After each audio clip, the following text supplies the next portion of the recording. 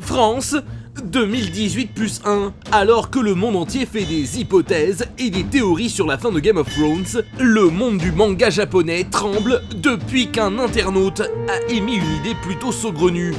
Jean-Luc Mélenchon serait un personnage de Dragon Ball, et pas n'importe lequel.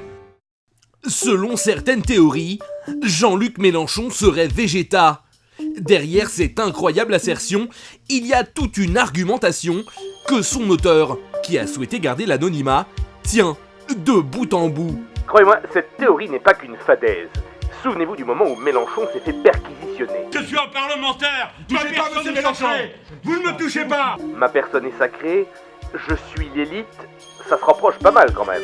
En plus, Mélenchon est très familier avec un pays dont le nom commence par V et finit par A, comme Vegeta. Venezuela, oui, ça ressemble vaguement. Non mais, il aurait pu être ami avec la Bolivie, la Colombie, mais non, il a choisi le Venezuela. Et des arguments de ce genre, notre interlocuteur en a encore plein d'autres dans sa musette.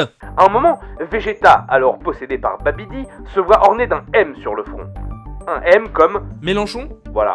En plus, Mélenchon a récemment demandé à ce que l'on en fasse plus pour remplacer la viande par des protéines végétales. 80% des gaz à effet de serre qui seront produits aux alentours de 2050 ou 2060 résulteront de l'élevage. Par conséquent, s'il y a des protéines végétales disponibles, eh bien il faut l'utiliser pour la substitution aux protéines carnées, certainement pas pour faire de l'essence, alors que nous avons moyen d'en faire autrement. Là, je l'invente pas quand même. Ah ouais. Et à une certaine époque, Mélenchon avait une moustache, un peu comme Vegeta dans Dragon Ball GT. Attendez, mais même Manuel Valls, il avait une moustache à un moment, ça ne prouve rien. Laissez-moi finir. Mélenchon, à un moment, il a été aux côtés de la CGT, comme dans Dragon Ball GT. Mais il y a aussi un autre postulat. Pour certains ressortissants originaires d'Afrique du Nord du Maghreb, Vegeta serait un Algérien.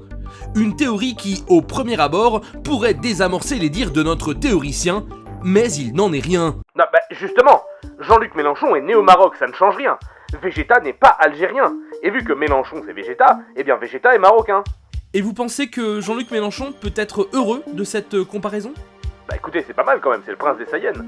Oui, mais si on suit votre logique, pourquoi il aurait pas pu être Yamcha ? Ah non, confondez pas tout. Yamcha c'est Benoît Hamon, faut pas tout mélanger.